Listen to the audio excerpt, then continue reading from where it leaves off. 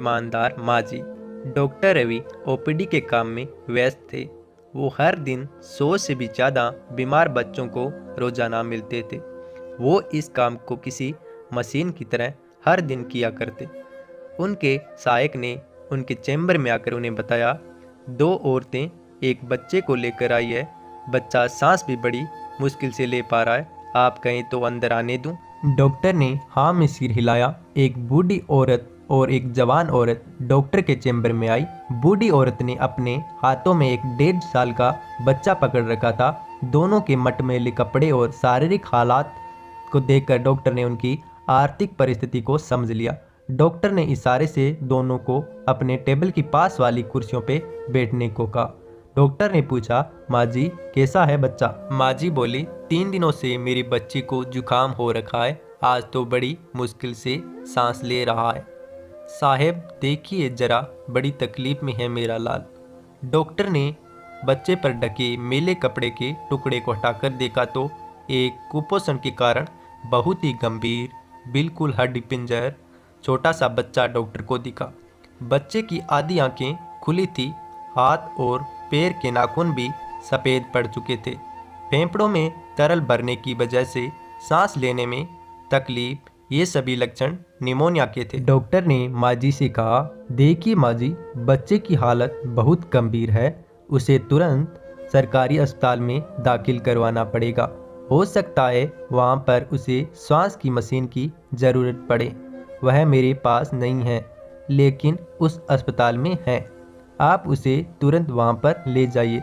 माजी ने थोड़ा हिचकिचाते हुए कहा, हमें तो लगा हम दवाई लेंगे और घर वापस लौट जाएंगे, इसलिए हम घर से सिर्फ 300 रुपये लेकर चले थे, जिसमें से 80 रुपये तो भाड़ा में ही खर्च हो गए। अब कैसे?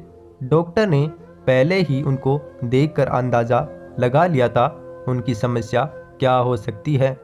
आप चिंता मत कीजिए माँ जी, डॉक्टर ने कहा। जहाँ मैं आपको भेज रहा हूँ वह सरकारी दवाखाना है। वहाँ पर गरीब लोगों को अच्छे से इलाज किया जाता है। आप ज़्यादा मत सोचिए और ये लीजिए, आप तुरंत जल्दी से जल्दी हो सके उस दवाखाने पहुँचिए। डॉक्टर ने अपनी जेब से 500 रुपये निकाल कर माँ जी को पकड़ाते हुए कहा। माँ जी ने डॉक्टर से पैसे लेने से मना कर दिया। उन्होंने कहा, मैं आपसे ये पैसे नहीं ले सकती, उल्टा मुझे आपको पैसे देने चाहिए। आप फिक्र मत कीजिए, हम अभी बस स्टेशन जाते हैं, वहाँ पर किसी से संदेशा भिजवाते हैं। इस बच्चे का बाप कुछ ना कुछ पैसे तो का इंतजाम करके भेज देगा। डॉक्टर को माजी का ऐसा व्यवहार देखकर काफ़ी अचरज हुआ, क्योंकि उन्होंने कई ऐसे लोगों को देखा था जो किसी भी बहाने से पैसे छीनने को तैयार रहते थे, और यह गांव की गरीब माजी है जिन्हें इन पैसों की इतनी सख्त ज़रूरत है, फिर भी पैसे लेने से मना कर रही है। देखिए माजी, समझने की कोशिश कीजिए, बच्चे की हालत बहुत गंभीर है। आप बस स्टॉप तक जाएगी, संदेशा भिजवाएगी, बच्चे का बाप कहीं से पैसा का इंतजाम करके, इन सब में काफ़ी देर हो जाएगी और आपका बच्चा इस स्थिति में नहीं है कि ज़्यादा देर बर्दाश्त कर सके। हो सकता है थोड़े ही सही आपसे बाहर से कुछ इंजेक्शन और दवाएं मंगाई जाएगी। आपको इन पैसों की ज़रूरत पड़ेगी। अब ज़्यादा सोचने में समय न गंवाएं, और पैसों की ज़रूरत पड़े तो हिचकिचाइएगा नहीं, मेरे पास आ जाइए, डॉक्टर ने कहा। दोनों ही औरतें पैसा नहीं लेना चाहती थी, लेकिन उनकी मजबूरी थी, या फिर बच्चे की बिगड़ती हालत उन्हें पैसे लेने पे मजबूर कर दिया। बाद में उनका सहायक फिर से उनके चैम्बर में आया और डॉक्टर से कहने लगा, सर एक बूढ़ी औरत आपसे मिलना चाहती हैं। डॉक्टर ने कहा, तो तुमने नहीं बताया कि मैं बच्चों का डॉक्टर हूँ? सहायक ने कहा, नहीं सर, आप समझे नहीं। आपको याद होगा कुछ दिनों पहले 2 औरतें एक बच्चे को लेकर आपके पास आई थी। बच्चे की हालत बहुत ही खराब थी। उन्हीं 2 औरतों में से एक है। डॉक्टर रवि अपने रोज की बिजी शेड्यूल के चलते इस बात को कब का भुला चुके थे। सहायक के बताने पर उन्हें याद आ गया और उन्हें लगा कि शायद उन्हें और पैसों की ज़रूरत पड़ी होगी, इसलिए आई होगी। उन्होंने उस माजी को अंदर भेजने के लिए कहा। माजी चैम्बर में आई। डॉक्टर ने उनसे बच्चे का हालचाल पूछा। माँ जी ने अपने हाथ में रखे 500 के नोट को डॉक्टर के सामने बढ़ाते हुए कहा, ये लीजिए साहब आपके रुपये। इसमें से एक भी रुपया दवाई के लिए इस्तेमाल नहीं हुआ। अस्पताल में पहुंचते ही बच्चे ने दम तोड़ दिया था। उस दिन तो हम लाश लेकर घर चले गए थे और आज अंतिम संस्कार हो गया।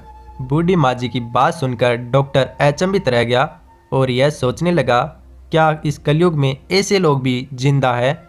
और शायद यही लोग हैं जिनकी वजह से धरती माँ इतना पाप होने के बावजूद सबको मजबूती से थामे हुए हैं। डॉक्टर ने माँ जी से कहा, माँ जी आपको ये थोड़े से पैसे लौटाने के लिए धक्का खाते हुए इतनी दूर आने की आवश्यकता नहीं थी, और पैसे दवाइयों में खर्च किए या ना किए आप नहीं देख रहे थे, लेकिन मेरा भगवान तो देख रहा था। माँ जी ने अपना पक्ष रखते हुए कहा और पैसे डॉक्टर के टेबल पे रखकर चली गई। झुकी हुई पीठ के साथ चलती बूढ़ी माँ जी को देखकर डॉक्टर के दिल में फिर ख्याल आया, पढ़े लिखे भ्रष्टाचारी लोग जो ईमानदारी की बातें करते हैं उनका बोझ गांव देहात के इन अनपढ़ लेकिन सच्चे ईमानदार लोग उठाते हैं, इसलिए वो झुक गए हैं।